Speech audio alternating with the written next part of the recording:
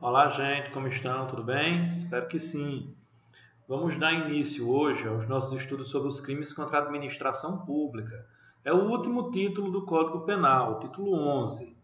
Aí nós vamos fazer aqui esse primeiro momento, um momento introdutório, um momento que vai servir, vai nos dar embasamento para toda a discussão que vai vir adiante, toda a discussão que se segue nos crimes contra a administração pública. É por isso que nós vamos iniciar discutindo as suas generalidades, né, dos crimes contra a administração pública e, a posteriori, as generalidades, as circunstâncias comuns do capítulo 1º. Mas vamos por partes, tá?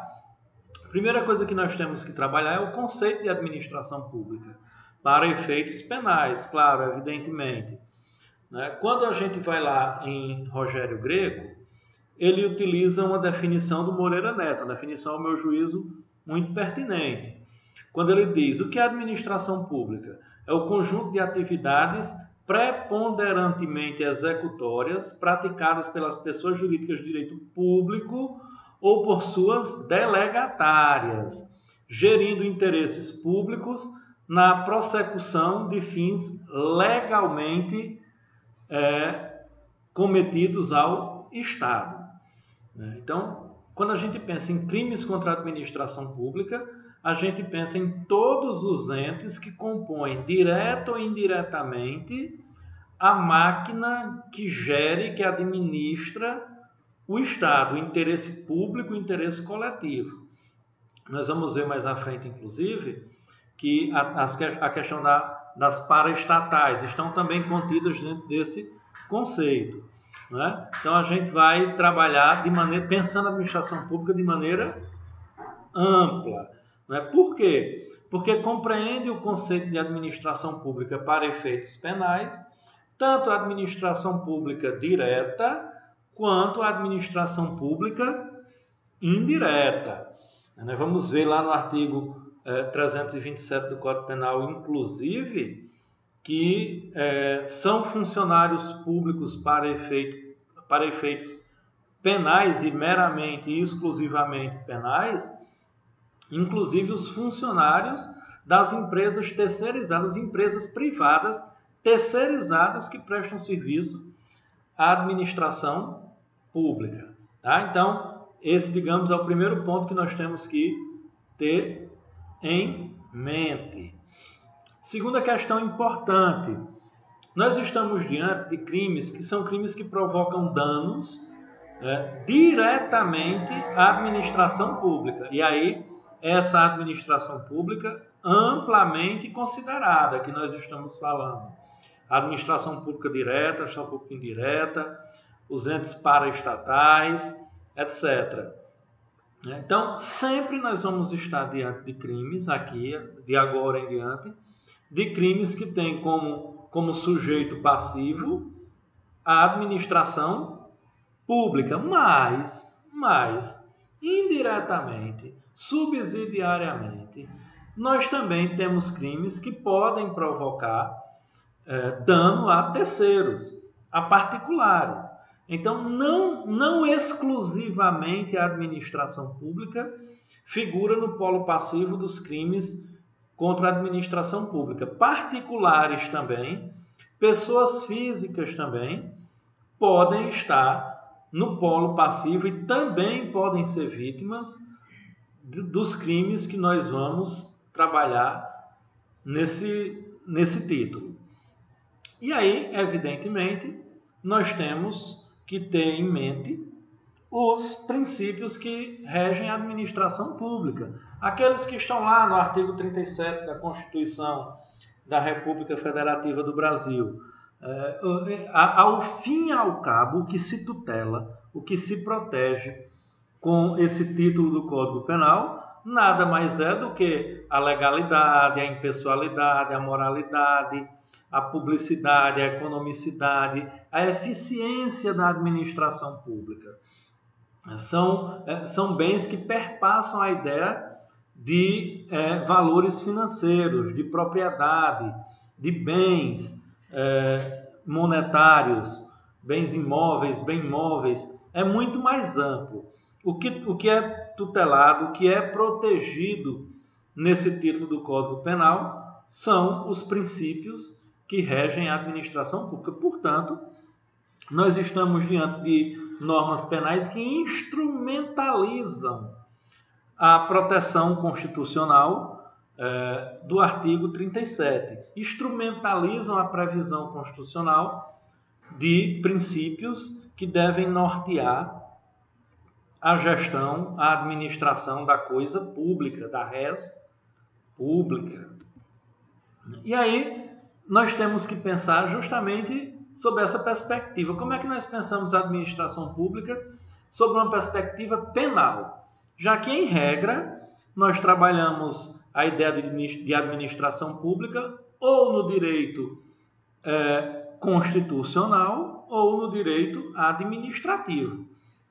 Conquanto é preciso sempre a gente lembrar que a administração pública é objeto de tutela do direito penal.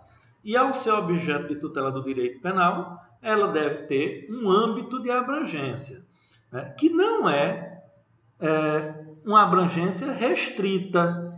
Né? Lá no direito constitucional e no direito administrativo, a tutela ou a abrangência do direito constitucional ou do direito administrativo é bem restrita.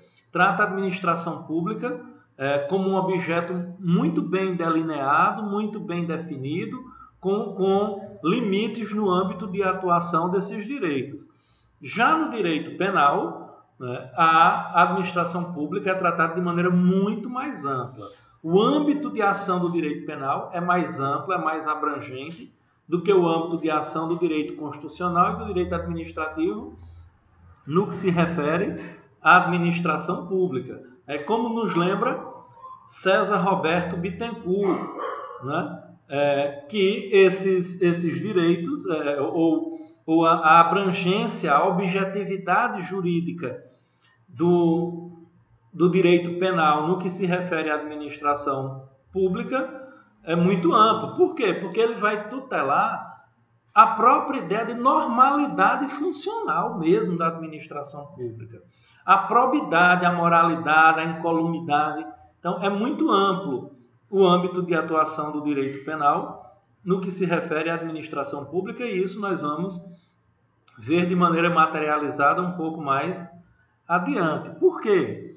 Porque nós tivemos, no decorrer das 2 últimas décadas, alterações no Código Penal que modificaram a própria estrutura codificada do título 11, que hoje é dividido em 5 capítulos. O título 11 sofreu tanta alteração lá da Lei 10.028 de 2000, como da Lei 10.467 de 2002, que criaram aí novas figuras penais e novos capítulos, inclusive. Então, nós vamos começar a estudar os crimes contra a administração pública pelos crimes praticados por funcionários públicos contra a administração pública em geral, é o capítulo 1º. Em seguida, nós vamos tratar dos crimes praticados por particular contra a administração pública. Né? Na doutrina, vocês vão encontrar muito a definição de intranews e extranews. O intranews é aquele que está dentro da administração pública, faz parte dela e, portanto, está dentro do conceito muito amplo. Nós vamos ver uma crítica mais adiante sobre isso, de funcionário público. E o extranews é aquele indivíduo que não faz parte da administração pública, mas também pode praticar crimes contra o erário, contra a administração pública, contra a res pública. O capítulo 3º nós vamos tratar dos crimes cometidos por particular contra a administração pública estrangeira. Vamos falar algumas questões pertinentes a isso. O capítulo 4º vai tratar dos crimes contra a administração da justiça, alguns tipos muito peculiares e que dizem respeito de maneira muito direta à nossa atuação, a atuação dos operadores do direito, dos agentes do direito. Né? E, por fim, vamos tratar dos crimes contra as finanças públicas, que encerram lá a parte especial do Código Penal. São os últimos tipos penais que estão dispostos, né? Portanto, vamos iniciar, e ainda falando de maneira geral, não vamos adentrar ainda nos tipos penais propriamente ditos, mas nós temos algumas questões que são preliminares e muito importantes no capítulo 1, para iniciarmos a discussão sobre os crimes praticados por funcionário público contra a administração pública em geral. Nós temos algumas especificidades, né? Por quê? Porque nós chamamos esses crimes, tratamos esses crimes do capítulo 1 de crimes funcionais. Por quê? Porque eles só podem ser praticados exclusivamente por funcionário público, né? Daí eles serem nominados, daí eles serem chamados, desculpa, de crimes funcionais, em razão de só poderem ser praticados, em regra, por funcionário público. Por que em regra? Porque nós sabemos que no direito é muito comum que as regras suportem exceções, que para as regras gerais estejam quase sempre previstas exceções. E aí nós temos aquela circunstância lá do artigo 30 do Código Penal. Lembram quando o artigo 30 do Código Penal trata daquela questão relativa às condições pessoais do agente, não se comunicam as circunstâncias pessoais do agente, etc. Contudo, o próprio artigo 30 diz que salvo se não forem elementares para o crime. Então, quando houver a circunstância de um extraneus, ou seja, de um sujeito que não faz parte da administração pública e que, portanto, é um particular, participar na condição de coautor de um crime praticado contra a administração pública em parceria, mancomunado com um agente público, com um funcionário público, conhecendo essa circunstância, então, nesse caso, o particular responderá também pelo delito contra a administração pública. Por quê?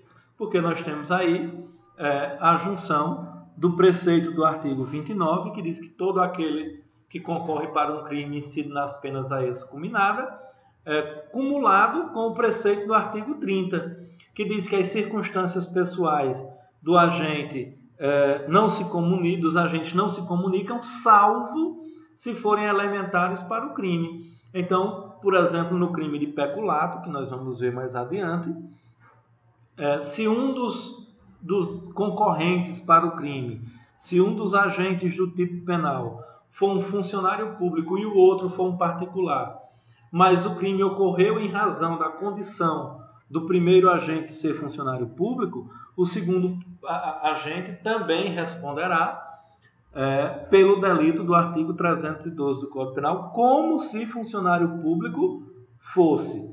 Então, essa é uma exceção à regra geral de que os crimes deste capítulo, do capítulo 1º do título 11 do Código Penal, só podem ser cometidos por funcionário público. Agora, sempre importante lembrar que, se não houver a participação de pelo menos um funcionário público, a regra do artigo 30 jamais poderá incidir, porque não haverá, dentre os agentes que estão concorrendo para o crime, nenhum deles que tenha a condição de funcionário público. E a outra circunstância também essencial é de que o particular conheça a condição de funcionário público do seu comparsa, daquele com o qual está mancomunado para a prática da ação delituosa, da ação criminosa.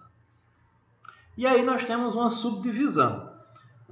Os crimes funcionais se dividem em crimes funcionais próprios e crimes funcionais impróprios. Vamos lá. Aquilo que nós tratamos como crime funcional próprio é aquele para o qual é indispensável a condição de funcionário público do agente. Sem essa condição, não há tipo penal, não há ilícito penal. não subsiste nenhuma outra conduta criminal que possa ser apenada naquela circunstância em razão da ausência do elemento essencial para a configuração do tipo, que é a condição de funcionário público do seu agente. Por exemplo, lá no delito de prevaricação, que nós veremos mais adiante no artigo 319 do Código Penal, né, que é deixar o funcionário público de cumprir o seu dever de ofício ou cumpri-lo sem a observância dos seus preceitos para atender a sentimento ou interesse próprio particular. Ora, se não há condição de funcionário público, não subsiste nenhuma conduta delituosa nessa circunstância. O fato é atípico. Então, nós estaremos diante dos crimes funcionais próprios quando, retirado a condição de funcionário público do agente, não subsiste nenhuma outra norma incriminadora. Percebem? Por que é importante perceber isso? Porque quando eu vou para os crimes funcionais impróprios, eu vou ter a seguinte circunstância. Eles são marcados, evidentemente, pelo fato do sujeito ativo ser um funcionário público. Mas se não fosse, ainda assim subsistiria um crime. Haveria uma outra norma penal para ser aplicada naquela circunstância. No exemplo, seguindo o exemplo de um tipo que nós já tratamos aqui, o peculato. O peculato furto, por exemplo. O peculato furto nada mais é do que a subtração para si ou para o trem de um objeto pertencente à administração pública, de valores pertencentes à administração pública. Quando isso é feito pelo funcionário público, ele responde pelo tipo próprio de peculato. Mas se ele não fosse funcionário público, haveria crime? Sim, subsistiria o delito de furto. Não deixaria de haver crime. É exatamente o que não ocorre lá nos crimes funcionais próprios, que se deixar de haver a condição de funcionário público, também deixará de haver a conduta delituosa, a conduta criminosa. Percebem? Importante estar atento a essa divisão dos crimes funcionais próprios e dos crimes funcionais impróprios. E é importante também que vocês notem as seguintes circunstâncias. Né? Os crimes que nós chamamos de funcionais não são proibidos só no direito penal. Eles são também toda infração jurídico-penal funcional é também uma infração administrativa.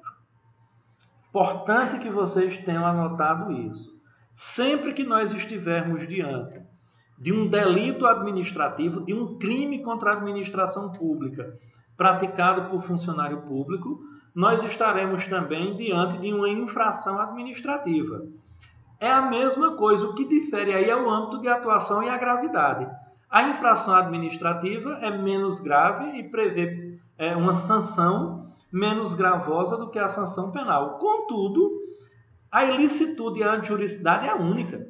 A mesma circunstância que caracteriza o delito penal vai também configurar, vai também possibilitar, classificar, capitular a infração no âmbito do direito administrativo. Então, percebam, nem toda infração administrativa corresponde a um crime, corresponde a uma infração de uma norma penal administrativa. Mas todo crime administrativo, toda vez que você estiver diante de um crime contra a administração pública, você estará também diante de uma infração administrativa. Do ponto de vista processual, nós também temos algumas questões que são importantes serem anotadas. Por quê? Porque se o crime for afiançável, o crime que o funcionário público praticou for afiançável, para que a ação penal seja recepcionada, seja recebida e tenha validade, é preciso que haja uma notificação prévia do funcionário público para que ele apresente a defesa preliminar. Porque se não houvesse notificação prévia, nós estaremos diante de um caso de nulidade absoluta, nos termos lá do artigo 514 do Código de Processo Penal. E também, muito importante, que vocês estejam atentos e atentas, né, à circunstância de que, estando diante de um crime contra a administração pública, um crime funcional, os crimes do capítulo 1º, não vai incidir a agravante genérica lá do artigo 61, no que se refere à condição de funcionário público do agente. Por quê? Porque ser funcionário público aí já é um elementado crime. Só haverá o crime se o agente for funcionário público. Então ele não pode também ter a pena agravada em razão de ser funcionário público. Isso aí viola aquilo que nós conhecemos como um princípio regente do nosso direito penal, que é o princípio do ne bis in idem. Né? Se além do sujeito responder pelo crime funcional que ele praticou ou que só existe justamente em razão dele ser funcionário público, ainda houver a capitulação da agravante genérica lá do artigo 61 em razão dele ser funcionário público, ele vai estar sendo punido 2 vezes pelo mesmo fato, né? E, portanto, estará ocorrendo aí o bis in idem e a violação, portanto, do princípio do ne bis in idem. E aí nós chegamos ao artigo 327 do Código Penal. É importante tratar ele previamente, é importante tratar o artigo 327 do Código Penal antes de começar a tratar os crimes em espécie propriamente dita, as normas penais individualmente consideradas propriamente dita. Por quê? Porque o artigo 327 traz o conceito de funcionário público para efeitos penais. E, portanto, para todos os outros tipos penais que nós vamos ver no capítulo 1º, é importante o entendimento, a compreensão do que está disposto lá no artigo 327. Vamos a ele. Considera-se funcionário público para efeitos penais. Lembrem daquilo que a gente conversou. Vou grifar aqui. Considera-se para efeitos penais. Não para efeitos administrativos, não para efeitos previdenciários, não para efeitos trabalhistas, não para efeitos cíveis. Essa definição de funcionário público é para efeito exclusivamente penal. Mas quem é funcionário público? Quem? Embora transitoriamente, repare, ou sem remuneração, exerce cargo, emprego ou função pública. Veja como é amplo o conceito de funcionário público. Isso aí já nos mostra, de logo, de antemão, que é irrelevante que o sujeito tenha feito concurso público, tenha sido nomeado, que receba qualquer tipo de provento, de vencimento, em razão da atividade que exerce. É irrelevante isso. Até porque não precisa ter um cargo, basta ter uma função pública. Né? O emprego pode ser cargo? Pode, claro. Mas além de cargo, pode ser emprego ou pode ser função pública. E ainda mais, nós temos o chamado funcionário público por equiparação. Né? Equipara-se a funcionário público quem exerce cargo, emprego ou função em entidade, olha aqui que a gente falou lá no comecinho, em entidade paraestatal. Né? Por exemplo, Sistema S, SESC, SESI, SENAI, são entidades que não estão incorporadas à administração pública, que não estão vinculadas diretamente à administração pública, mas que exercem atividade de formação, de educação de interesse público. Então, essas entidades, que são chamadas paraestatais, os agentes dessas entidades também são considerados, para efeito penal, funcionário público. Causa de aumento de pena. A pena será aumentada da terça parte quando os autores dos crimes previstos nesse capítulo forem ocupantes de cargo em comissão ou de função de direção ou assessoramento de órgão da administração direta, sociedade de economia mista, empresa pública ou fundação instituída pelo poder público. Repare que aqueles que exercem cargos que nós chamamos cargos de confiança, cargos de gerenciamento, se vierem a cometer qualquer dos crimes capitulados no capítulo 1º, terão a pena majorada, né? Terão a pena aumentada de quê? Está aqui, ó, da terça parte, ou seja, a pena vai ser aumentada em 1/3, caso o agente incorra em qualquer uma dessas circunstâncias, ou seja, caso o agente ocupe qualquer uma dessas funções no poder público, de cargo em comissão, de função de assessoramento, de gestão, de administração, os chamados cargos de confiança, né? E aí nós temos uma crítica da doutrina, que é uma crítica interessante, apesar de estar superada no âmbito da jurisprudência, né? Pela chamada interpretação extensiva. O que nós não podemos ter é uma interpretação por analogia em mala parte. Mas uma interpretação extensiva é absolutamente possível no direito penal. E essa crítica doutrinária, digamos, ela foi superada por essa interpretação extensiva. Qual é a crítica doutrinária? É que a técnica legislativa foi ruim, né? Porque a terminologia utilizada pelo legislador foi errônea, foi equivocada. Por quê? Porque quando o legislador fala de funcionário público, na verdade o que ele está querendo falar é de agente público. Porque a expressão agente público é muito mais ampla do que a expressão funcionário público. Essa é a crítica, por exemplo, do José Cretela Júnior. Vamos a ela.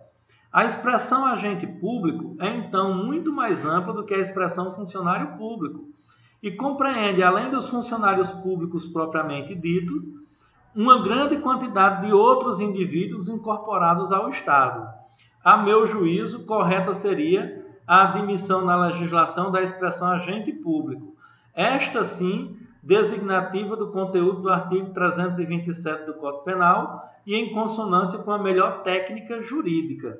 A crítica do Cretela Júnior diz respeito aí ao princípio da taxatividade, né? Conquanto, como já comentamos aqui, em razão da possibilidade da interpretação extensiva, né, compreende-se que quando o legislador fala funcionário público, ele está falando, o que ele queria significar, na verdade, era o conceito mais amplo de agente público. E aí, em razão disso, está superado jurisprudencialmente. Vamos aqui ver alguns julgados nesse sentido, né? Por força do artigo 327 do Código Penal, estudante de direito em estágio junto à Defensoria Pública pode ser sujeito ativo do crime definido no artigo 316 daquele Código, decisão do STF, consolidada e não mais revista.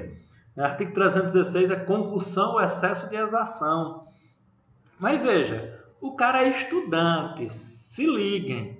O estudante de direito, sem fazer concurso, sem estar vinculado, sem receber salário, ele pode responder pelos crimes de administração pública?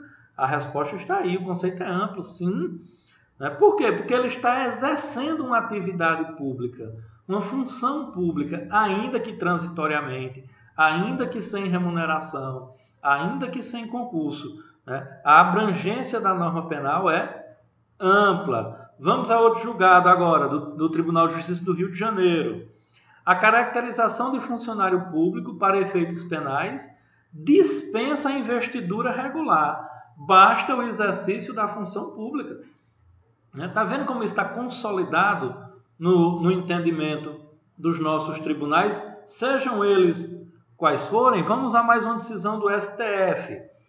Funcionário público, serventuário da Justiça, responsabilidade penal, funcionário público para efeitos penais, artigo 327 do Código Penal, titulares e auxiliares de tabelionatos e ofício de registro, caracterização não afetada pelo artigo 236 da Constituição.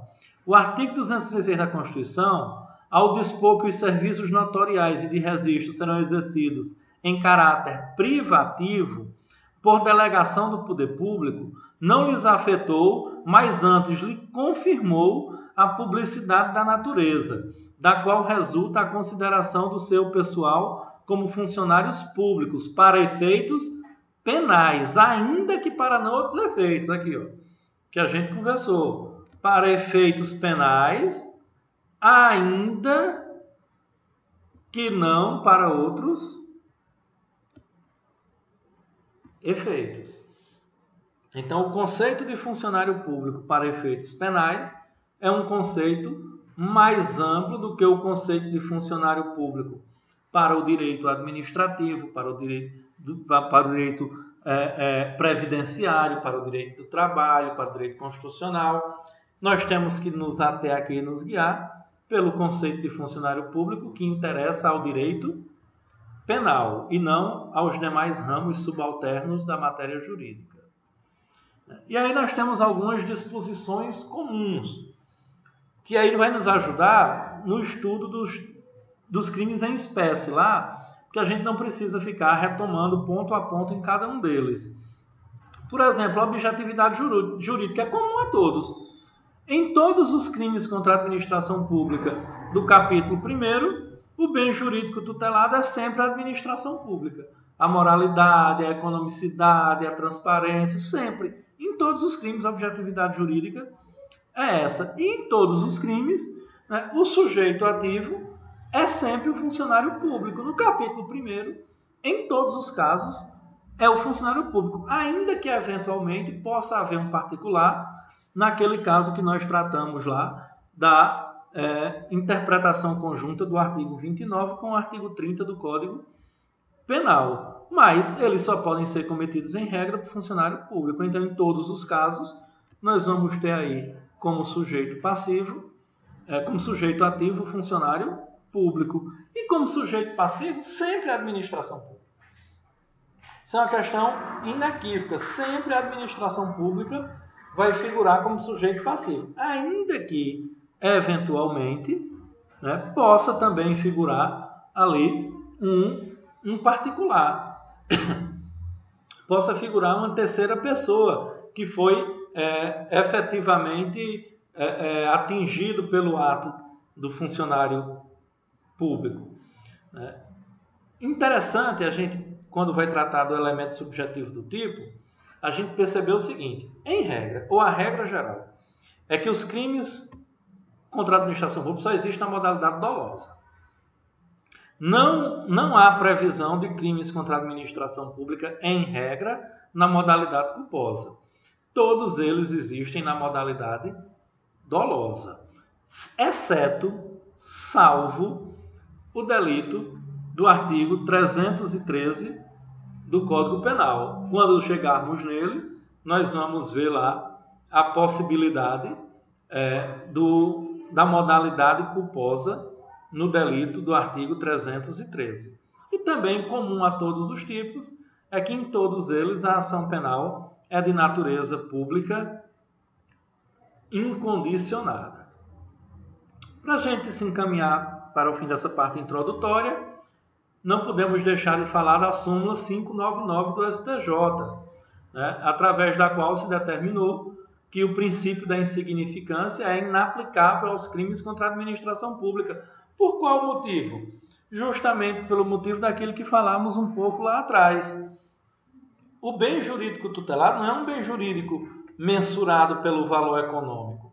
O bem jurídico tutelado é a moralidade, a probidade da administração pública, a confiança que as pessoas têm na administração pública, a transparência da administração pública, a impessoalidade, a imparcialidade da administração pública. Então, em razão disso, sempre que um crime é praticado contra a administração pública, ainda que seja um crime de peculato, por exemplo, que é um crime que tem dano patrimonial efetivamente, que pode ser mensurado economicamente, ainda assim terá sido violado os princípios da administração pública e, portanto, não haveria a possibilidade, o cabimento do princípio da insignificância, né?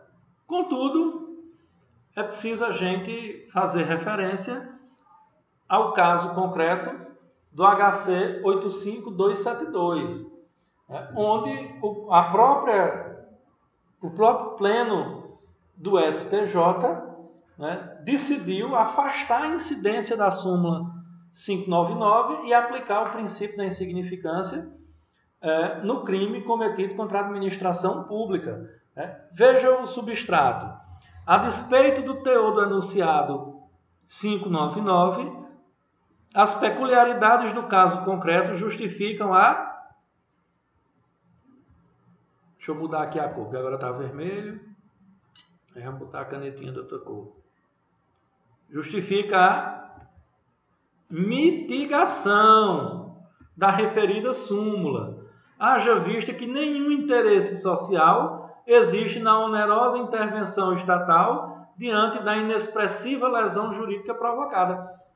Isso era o óbvio. Desde lá da edição da súmula 599, que há uma crítica doutrinária com relação a isso, né? Pelo princípio da última ratio, e pelo princípio do direito penal mínimo, o direito penal só deve efetivamente atuar quando houver um dano concreto, né? Então, o que o STJ decidiu, afastando a aplicação da própria súmula que ele criou há pouco tempo, foi que é possível sim mitigar. A regra geral é que não cabe. É uma regra geral, evidentemente. A súmula não foi revogada, a súmula continua válida e vigente, produzindo os seus efeitos, conquanto tenha havido o precedente, tenha havido o julgamento no caso concreto, a ideia de que é possível mitigar o teor da súmula e afastar a sua aplicação, dependendo das características do caso concreto, né? E aí, esse foi o critério estabelecido pela própria Corte nesse julgado para a aplicação do princípio da insignificância, né? Se criou 4 vetores. Primeiro, a mínima ofensividade da conduta do agente. Se a conduta que o agente praticou foi mínima, a sua ofensividade foi mínima, o seu grau de ofensividade foi mínima, estará dado o primeiro requisito. O segundo, nenhuma periculosidade social da ação. Aquilo não colocou em risco a ordem pública, a ordem financeira, a segurança pública, né? A mínima periculosidade social da ação. O reduzidíssimo grau de reprovabilidade do comportamento. É reprovável? Porque se não fosse reprovado não era nem crime. Há uma reprovação naquele comportamento. Contudo, a reprovação é mínima.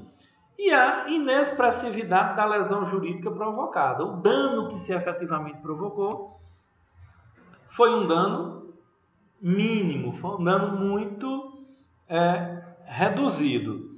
Então, se estiverem presentes esses 4 elementos, é possível se afastar a súmula 599, né, do STJ, em razão desse precedente do HC 85272, afasta-se a aplicabilidade, a aplicação da súmula 599, para a qual o princípio da insignificância é inaplicável